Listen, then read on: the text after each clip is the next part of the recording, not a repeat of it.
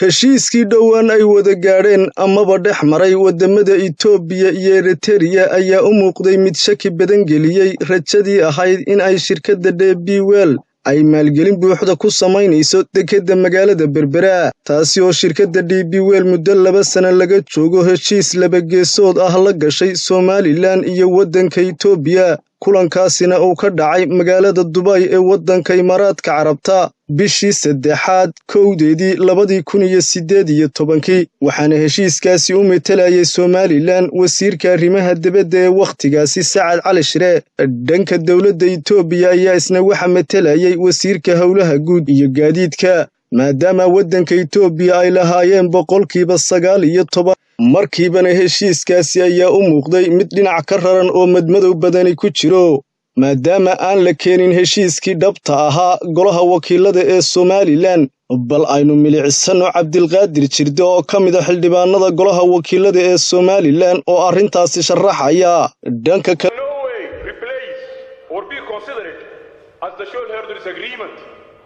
warqadani ma aha loobana qaadan karo agreementkii shareholders company-ga iyadaa qoran oo saxeexan. ruqsadii baa la leeyahay ogolaada, heshiiskii kale ma aha ruqsad baa laynaga qaadanaya imka golaha la leeyahay. waxaan idinka rabnaa inoo ogolaataan inaan heshiiskaa soo gallo, taana anagu xaq uma lihin.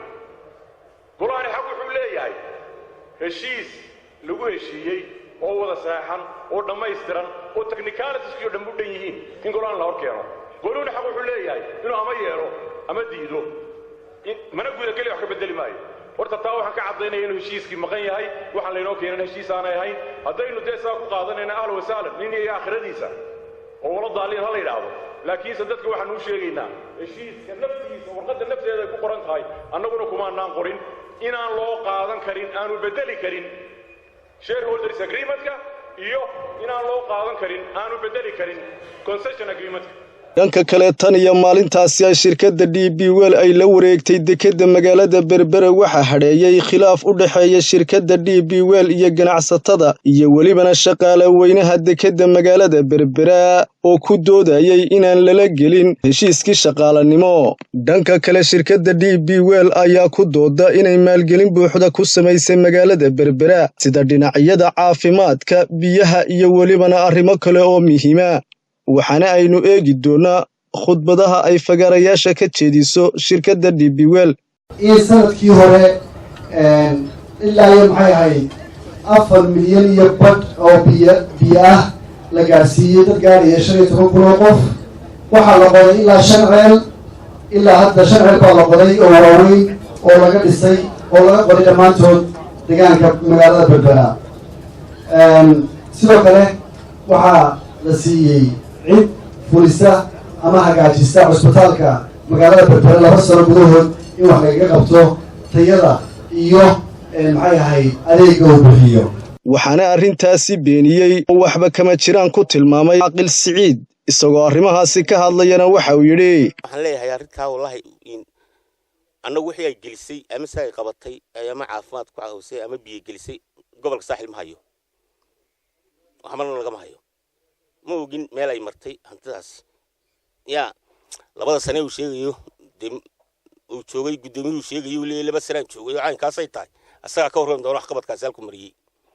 waddanka Itoobiya oo haddaba lahaa 9% dekedda magaalada Berbera ayaa u muuqda mid meesha ka baxay markaad milicsato 10kii bishii 10aad ee 2018 dhagax dhigii dekedda Berbera oo aanay Itoobiya ka soo xaadirin iyo welibana wanqalkii madaxtooyada oo aanay iman. dhinaca kale warbaahinta madaxa bannaan ayaa wiigagii u dambeeyey si weyn u qaadaa dhigaysay inay shirkadda DP World doonayso inay maal gashato dekedda Asawa ee dalka Eritrea, waxaana arrintaasi ay salka ku haysaa heshiiskii dhex maray labada waddan ee Itoobiya iyo Eritrea, maadaama markii horeba ay caddaysay shirkadda DP World in rabitaankeedu ahaa inay suuq ganacsi ka hesho waddanka Itoobiya. waxaana xusid mudan inaanay mar qura xukuumadda Somaliland ka hadal heshiiskaasi, halka uu jaan iyo cidhib dhigay iyo welibana hakadka ku yimi marka laga tegi waayo mareeyaha dekedda Berbera gaar ahaan qaybta Somaliland amaba faraca badda oo isagu in badan carabka ku dhuftay in dekedda Berbera la dhisayo walow aanay ilaa iminka waxba ka jirin arrintaasi. dhanka kale ra'iisul wasaaraha Itoobiya iyo madaxweynaha Soomaaliya iyo welibana madaxweynaha Eritrea ayaa iyagu badiba kulamo gooni wada qaatay tan iyo intii uu isbedelku ka dhacay geeska Afrika taasi oo u muuqata iyaduna inay saameyn ku sii yeelan karto arrimaha shirkadda DP World. Cabdiraxmaan Maxamed Cige, telefishinka caalamiga ee SABC TV, magaala xeebta Berbera.